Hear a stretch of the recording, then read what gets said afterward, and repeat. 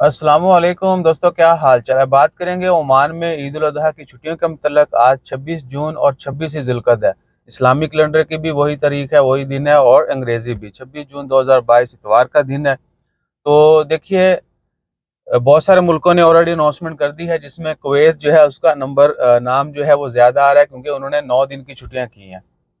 Weekend पहला भी और आखिरी भी, जिस तरह छोटी ईद पर थी ओमान में छुट्टियाँ, तो कुवैत ने तो ऑलरेडी अनाउंस कर दी हैं कि 9 छुट्टियां होंगी।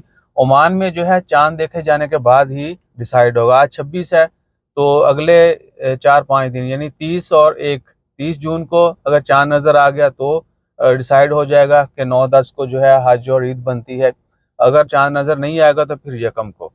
और मेरे ख्याल से 9-10 ही जो है वो ज़्यादा एक्सपेक्टेड है कि 9 को हज होगा, 9 जुलाई हफ्ते के दिन, और इतवार के दिन 10 जुलाई को ईद होगी। और बाकी आप देख लेंगे, अगर 9-10 को ऐसा होता है तो 11-12 की छुट्टियां हो जाएंगी। मंगल बुध नहीं, सोमवार मंगल, हफ्ता इतवार हज और ईद है। सोमवार मंगल जो है वो ईद की 2 छुट्टियां मजीद।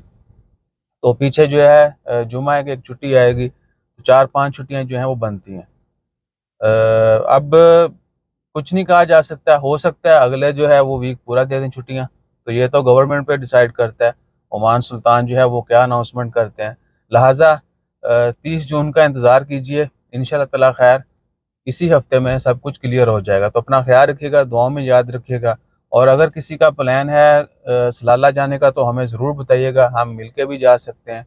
और मेरे ख्याल से अगर इकट्ठे होकर जाते हैं तो बरकत तो होगी होगी, बाकी इंजॉयमेंट में भी इजाफा होगा। जज़ाकल्लाह, अल्लाह हाफिज़।